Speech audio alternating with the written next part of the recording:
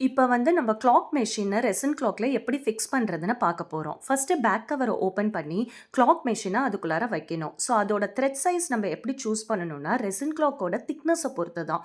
So அது 18 mm, 22 mm, 28 mmன்னு இருக்கு. அதோட திக்னஸ பொறுத்து நம்ம அத சூஸ் பண்ணிட்டு, அந்த மெஷினோட பேண்ட போட்டுட்டு, அத பேக் சைட் கவர்க்குள்ளார வச்சுட்டு, அத பேக் சைட் நம்ம ஃபிக்ஸ் பண்றோம்.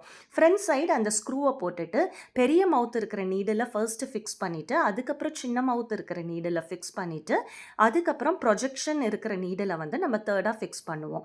அதுக்கப்புறம் 3 நீடில்ஸோட அலைன்மெண்ட்ட பார்க்கணும். ஸோ அது 3மே வந்து ஓவர்லேப் ஆகாத மாதிரி நீங்க சைட் வைஸா வச்சு செக் பண்ணிக்கோங்க. சப்போஸ் ஓவர்லேப் ஆனுச்சுன்னா, உங்க நீடில்ஸ் வந்து ஃப்ளெக்சிபிளா தான் இருக்கும். ஸோ அத வந்து நீங்க வளைச்சு விட்டுக்கலாம். அதுக்கப்புறம் பேக் சைட் கவரை ஓப்பன் பண்ணி நீங்கள் பேட்டரியை போட்டிங்க அப்படின்னா உங்கள் கிளாக் ஓட ஆரம்பிச்சிடும். ஸோ இந்த மாதிரி டிப்ஸ் உங்களுக்கு வேணும் அப்படின்னா கிராஃப்டிங் ஃபேசினேஷனை ஃபாலோ பண்ணுங்கள்.